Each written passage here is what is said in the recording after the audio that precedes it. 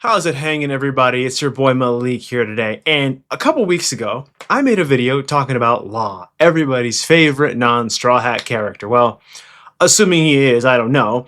And in that video, I basically projected, okay, what I think is going to happen to Law and the possibilities. The answer I kind of landed on, and a lot of people brought up, is hey, Law can join Cross Guild. One person did comment in that video that Law would join Sword, and if you're that person watching this video, thanks for the comment. I'm still having a hard time believing he would join Sword because Law hates the world government for obvious reasons that don't need to be discussed. But no, we talked about what happened with Law, and then that got me thinking, like, okay, so people are liking this. Let me talk about the other Supernova that got just destroyed. Well, actually, no. In fairness to Law, his beatdown wasn't nearly as bad as Kid's, because, yeah, that kid, yeah, he just never learned. And so that's what I want to talk about with you here today. What I think is going to happen with Kid, and all my thoughts on him as a character. So let's just kind of like get the stage set. When I first started making videos on this channel back in April, wow, time flies, one of the videos I did out immediately was on the midterm results for the One Piece World Poll results, okay? And in that video I brought up, I'm not sure why Kid is in the top 15, I think he was at the time. And I'm like, I just didn't see the appeal. Someone commented on that video. I was like, oh yeah, Kid's actually very popular in Japan. He has a lot of fans. And I'm like, really? Okay, I didn't see the appeal there to begin with, but no, Kid is has a very loyal Link fan base that I just don't understand. If you're a Kid fan watching this, okay, please, for me, I'd really like for you to comment on below why you like this guy, because I just don't see much appeal to him as a character. And I'll talk about some of my, I guess, disappointments or just things I think Oda just basically said, all right, I'm done with him, get him out of the story for now. But that's what I want to talk about with you guys here today, all right? If you're still in, got a new stat for you. Did y'all know about 96% of you? It's down from 98 to 96% of you guys who watch my videos are not subscribed. What are you doing? I'd really appreciate it if you'd smash that like, comment, and subscribe button. I'm a small channel. Anything goes a long way against the algorithm. But for now, let's talk about Eustass Kid. Okay, so Kid. All right. Kid. So first off, the whole concept of the supernovas was shoehorned in relatively late into the development of the story. Oda decided before Saba Oda, he's like, I need some new characters.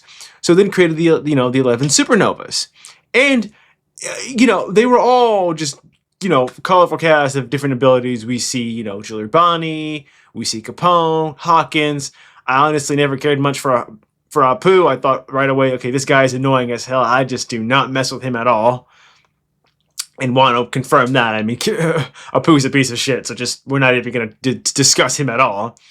And so once Apu gets taken off screen by Kizaru, we get more, fights with, the supernovas, particularly Kid, Law, and Luffy. And this was kind of like shaping up to be like, oh, these are the next, come up, because Kid, Law, and Luffy, amongst the, worst generation pirates at the time, save for Blackbeard, of course. Although Blackbeard case, he wasn't a rookie pirate. He was already a pirate for decades on Whitebeard's ship at this point. So I don't know how he gets lumped in with the supernovas, but fine, whatever. He's part of the supernovas, the worst generation. We see them all fight, and then Kid reveals he's got the magnet powers for it. And Oda basically shoved him in there at the end, and he said, okay, let's see what happens. Now, Law became extremely popular. He just burst onto the stage, and Oda's like, okay, fans love him. All right, okay, I'm going to use him. I'm going to write him in the narrative. And to Oda's credit, it worked out perfectly. Like, I'm trying to think of a situation where people don't like Law as a character. I don't know many. I know there are probably some One Piece fans who don't care for Law, and fine, that's your opinion, but I love him. Loved his story with Corazon. It's still one of my favorite, flashbacks in the entire series. His whole motivation throughout Dressrosa, avenging his benefactor. And by the way, can we not appreciate the fight scene with him and Big Mom? He mimicked Corazon's powers, the silent room to, nullify her speaking commands. Just chef's kisses, Oda. But no, Kid, unfortunately, just never really seemed to find his place in the narrative. And this is how I know Oda kind of like wasn't sure where to put him, because he gets shoe-hinned. He gets like dropped in the middle of Wano. We find out after Dressrosa, they're defeated by Kaido. He gets taken by prisoner. And, there's that scene when he's like, you better tell them kids they're just playing at pirates. Isn't that right, Eustass, Captain Kid? Thus birthed the memes Useless Captain Mid. Yeah, listen, I got no. Listen, kid fans get clowned on for a lot. I mean, a lot of things, and I'm gonna cut him a break. I'm gonna cut him a break. I'm gonna be the bigger man. And be like, you know what, you guys go through enough crap. Just let it go.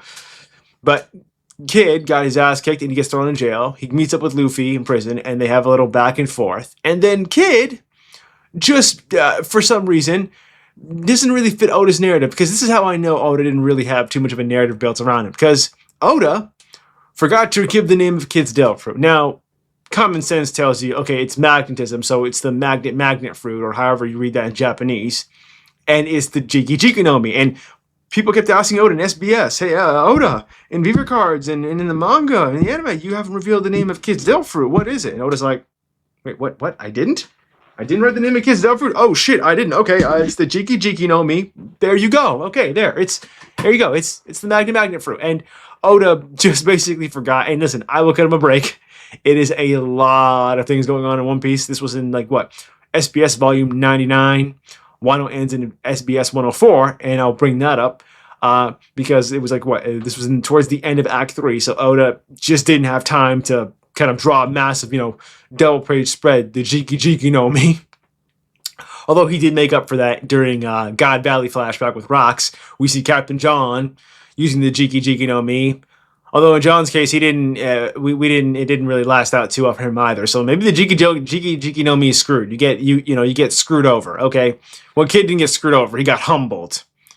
So Oda basically also revealed in SBS 104 at the end of Wano what's Kid's backstory, and he basically said, yeah, him and Killer grew up together on an island in the South Blue, overrun by gangsters. They had a childhood friend / crush named Victoria. She dies by the gangsters. Kid and Killer want revenge. And then they all form a crew to gang take over the other gangs in the island, and then they set out to sail to become pirates. There's that. That's Kid's whole backstory in SBS. Like, I personally think Oda decided, okay, he's done with him. And then we had the fight with Big Mom. Now, I'm going to rewrite this, okay? To me, the way it looked like to me when I was reading these chapters when they came out, like, 4 years ago, which is wild, Law was doing more of the heavy lifting in terms of damage to Big Mom, because here's the thing. Prior to, when Hopkins got taken out by Killer, he was getting voodoo dolls, and Law basically had to pick up the slack. So that's one. Two, Big Mom herself said, oh yeah, Trafalgar's attacks, yeah, they're much more dangerous when he started breaking apart her internal structure and bones, and to the point where she had to shorten her own lifespan to fix her body again. And yeah, Law was the one who made the hole to blast Big Mom in, and he also figured out her Achilles heel and how to take away her powers via the Silent Room. Yeah, listen, you don't have to like it, but I think Law did most of the heavy lifting in that fight. I think Kid did his part, but let's be straight up. I don't think if you both put them in a 1v1 fight against Big Mom, Law does better than Kid does against Big Mom, 100%. But no, Kid did his role. He hit him with the rail gun, blasted her into the hole. Absolutely great. And Kid is getting a little too full of his britches. He thinks that he's better than this, that he's above, the other supernovas, and that he's on par with Luffy. And I'm like, yeah, no, that's not how it goes. And they leave Wano, and they had like the infamous, little pissing contest about which direction to take. And listen, they all took bad directions. Let's be honest, Luffy took the worst direction. He got into a fight with Saturn, Kizaru, the rest of the Gorosei, and a Buster Call. Law got jumped by Blackbeard, got packed up, and then Kid. Kid honestly had the easiest route. Like, he legit had the easiest route. He was going up against Shanks and his allied crews, and all Kid had to do was basically not stick his dick in the hornet's nest. That's all he had to do. Not stick his dick in the hornet's nest, and he's fine. And it's over. He gets absolutely humbled by Shanks, and there's the scene. I'll never forget. Killer tells him, hey, last time you were there, they shot your arm off. What are you going to do now? Because next time, they won't be as nice. They'll kill you. And Kid's like, don't worry, I got this, all right? I'll make my dick even bigger, and I'll pop through that hornet's nest. And I'm just sitting back like, yeah, this isn't going to go well for him. Killer, I like you. What happened to you in Wano was a travesty. But you know what? you could do better. You could do better for a captain than this guy, because Kid just went in and ignored all the signs and gets absolutely destroyed. He thought he was built for this. He was not. And he got absolutely wrecked. And honestly, honestly, I felt bad more for Kid, for Killer. His crewmates, Heat and Wire, I don't feel sorry for them, because they were the ones making fun of Sanji for crying out for mercy against Black Maria and Wano, and they immediately turn around and cry and beg for mercy from Shanks in the exact same fashion. So you know what? No use for you. Okay, so now that we've talked about some of my issues with Kid and his narrative arc, and as well as Oda's, just basically disinterest in him and being like, yeah, no, he's done. Let's wrap him up. Let's talk about what I think is going to happen with Kid. So what I think and what should happen. Number one, what should happen with Eustass Kid? He needs to get humbled. If Kid comes out of this whole experience, just unbelievably just roided out and just been like, God damn it, red-haired Shanks, you ruined my life. I'm going to be real with you. He should have just died, give up. Because there's a reason why you lost. You're not tough enough to beat these guys yet. And first off, Kid has never been seen using haki. Now, he's a confirmed Conqueror's haki user via Kaido, but we've never seen him use armament, observation, and listen, even though Kaido is technically a hypocrite since he was crazy about getting a devil fruit at God Valley, he wasn't in the right line when he says haki transcends all. Basically, if you have the stronger haki, 9 times out of 10, you are going to win that fight. Not 9 times out of 10, maybe like, let's say 6, 7 times out of 10, you're going to win that fight. And other times it comes down to matchups as well as outside factors that may or may not influence how things turn out. That's all well and good, but Kid just never uses haki at all, as far as I can tell. Like, Law has more impressive haki feats. Like, he was able to shake off Doc Q's disease fruit, Milady disease, like that. Now, what should happen to Kid? He should get humbled. He should realize, okay, I was too weak. I need to get stronger. I need to train, because Luffy got absolutely, he didn't get destroyed like Kid did, but he was horribly defeated at the end of Marineford at Sabaody.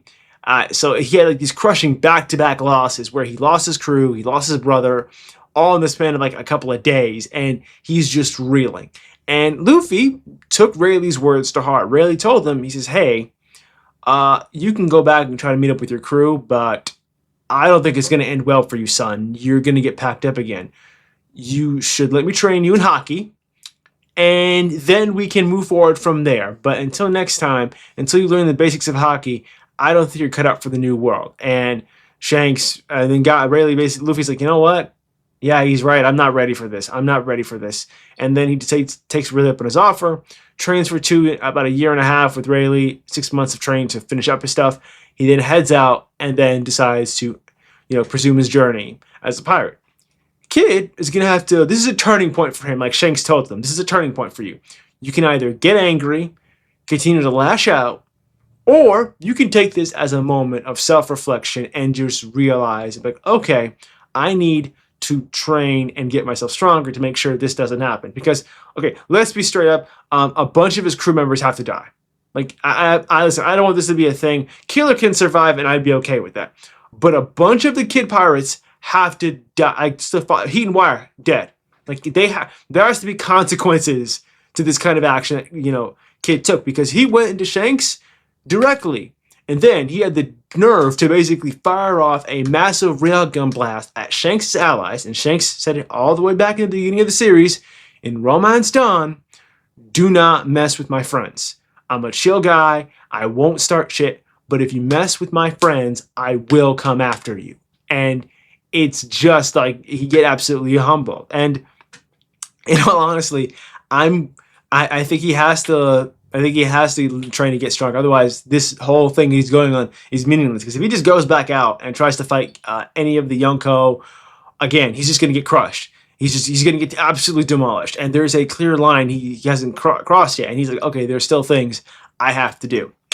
Now, let's talk about some other things I think Kid is going to do. Because I think there's the training thing I'm a proponent that there should be a mini time skip, not 2-year time skip, say 6 months to a year time skip, because Luffy's getting absolutely washed by Emu right now. And I don't know how there's a way Luffy can overcome that like quickly enough, like some new technique or something that he can learn, because even Luffy with learning advanced hockey in Wano, there was a clear threshold he couldn't clear against Kaido, and Kid at this point has already awakened his Devil Fruit. So what power does he have beyond hockey? So all right, so let's just look at some of the ways that Kid's arc is going to go down, and I like this one.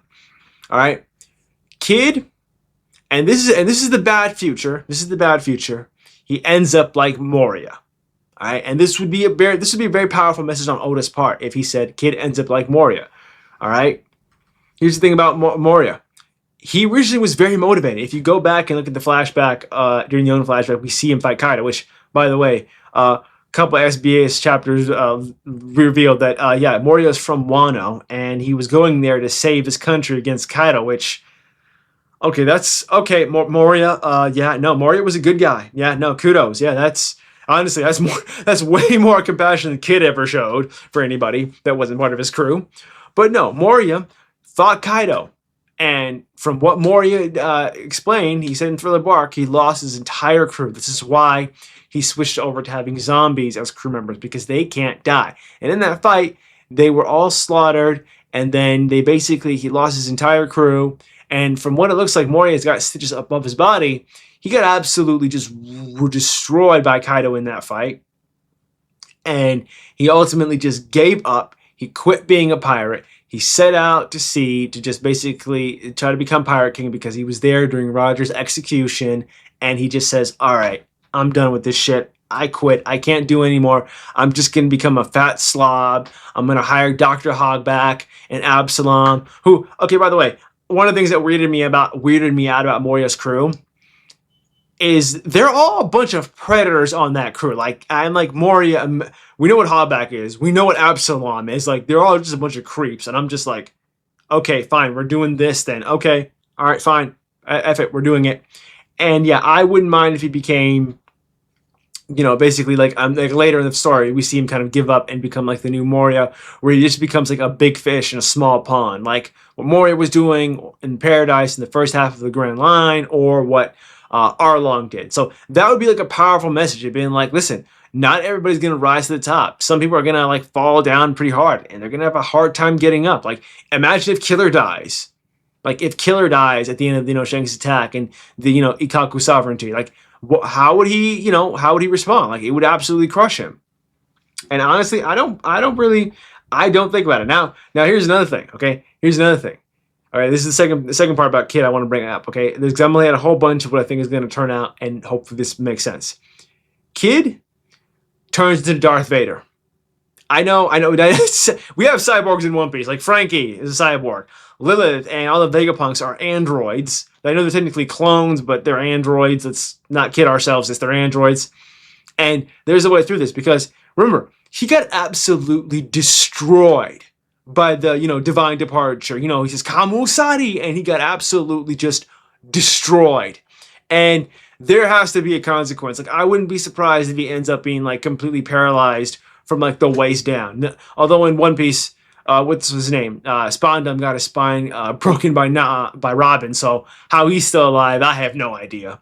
But no, I wouldn't be mad if he became like some kind of like Darth Vader thing, where, if you've ever seen Star Wars, spoilers by the way for Star Wars, Darth Vader, Anakin Skywalker at the end of episode 3, loses all his limbs except the one limb he does have left that was already robotic, and so now he's limbless. He falls too close to lava and gets burned alive, and is put in a black suit to keep him alive, and also to punish him for his failures by Palpatine. So yeah, there you go. And this is the idea that, if Kid does come back, he comes back as a cyborg, and he's got like, for example, a metal suit of armor, and like he's got like the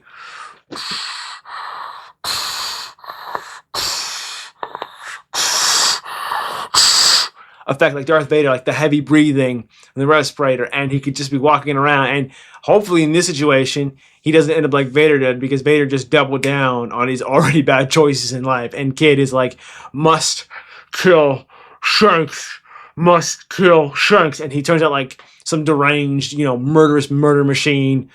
He becomes a murder machine in honor of his dead crewmate killer, who is Massacre Machine Killer. Okay, there it is. There it is. That's the piece right there. Yes, he becomes Darth Vader and a machine like his friend was called. There you go. That fits. Oh, it would even be better if he had killer scythes on his person. Like he used them as a weapon. Like that would actually go pretty nicely. That would go pretty hard. And now, so that's like, the whole, I mentioned the whole come back humbler and training and getting stronger, cyborg theory. All right, now let's lay on another thing, okay? And this is something people have brought up, and this isn't original. Okay, I just want to shoot this theory down because I think it's the least likely he joins Cross Guild. I'm sorry, but I just don't see a way Kid can join Cross Guild. Like, why would he do that? Like, why? First off, he doesn't even like or respect Buggy.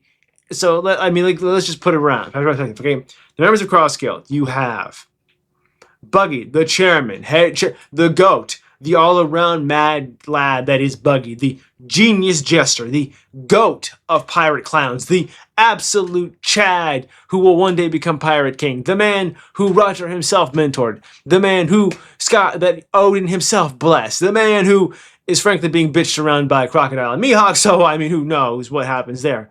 Then Crocodile and Mihawk. Now, when I made my Law video, yeah, I said, yeah, Law probably is going to end up working with Cross Guild at some point because that makes sense, and he was a former warlord, there are a bunch of former warlords there, and Law can get along pretty well with others, and he's very much all about a plan and doing things by the book, in pirate sense anyway, at least.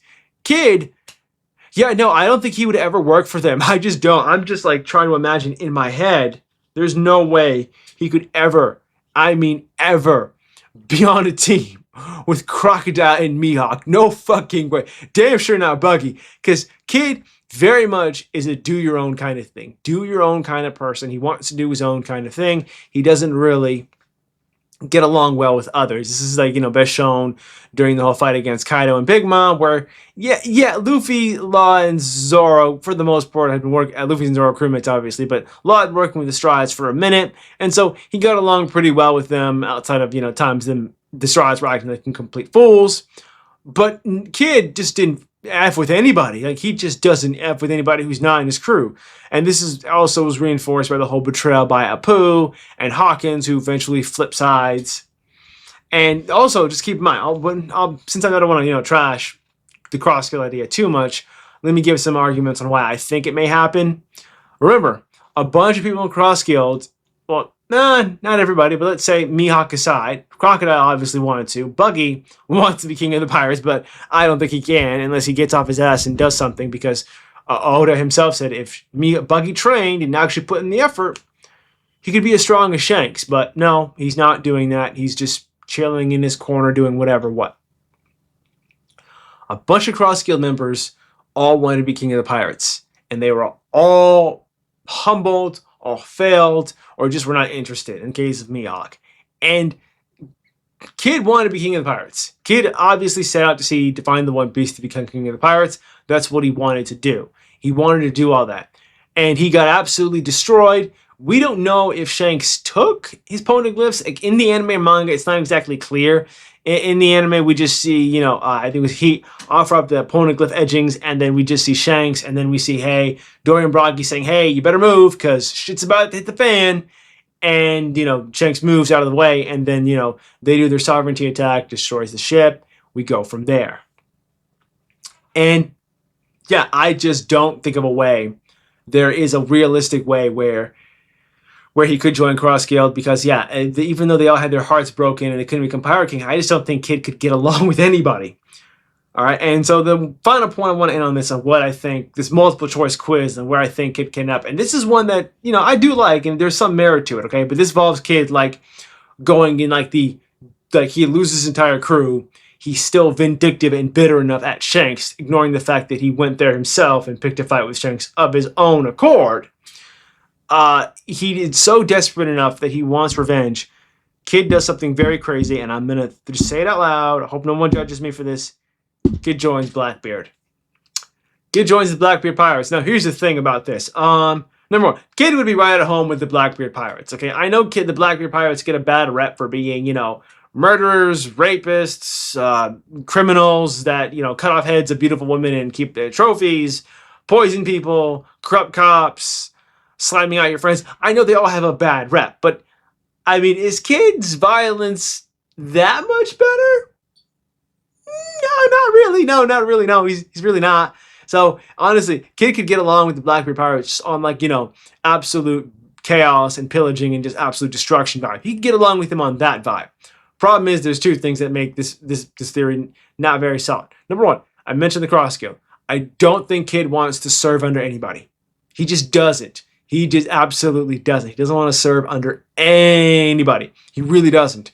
This is why he would never join, Cross Guild, because he'd be technically under Buggy's command, and that would just drive him insane. Even though Teach is an amazing villain, and I have to say, Teach's post-time skip fit is just piratey to the T. It goes hard. I love it. I always love how they just seem like they're always partying and just having a good time. And here's the thing about the Blackbeard Pirates. You really can't trust them. They're a bunch of snakes and rats. You can't trust them as far as you could fucking chuck them. And I'm like, yeah, no. I'm not even sure kid would want to do that just for his sake, because he knows they're scuffed people. But again, this would also fit the whole Blackbeard's agenda. That's right. Agenda over facts, everybody. If you know, you know. Blackbeard very much is being set up to be the guy who's going to defeat Shanks. I'm of the opinion Blackbeard will defeat Shanks. And it's going to cause, it's going to heighten the tension between Luffy and Blackbeard for that final showdown, which we all know is going to happen because Blackbeard's crew is like the evil version of Luffy, literally dummy reversey version of Luffy's crew, and the captains anyway. And we'll just see a fight where Blackbeard basically is using Kid as like his hatred, saying, "Zah, zah." He's laughing. He's like, "Hey Kid, heard you got your ass beat like a little bitch.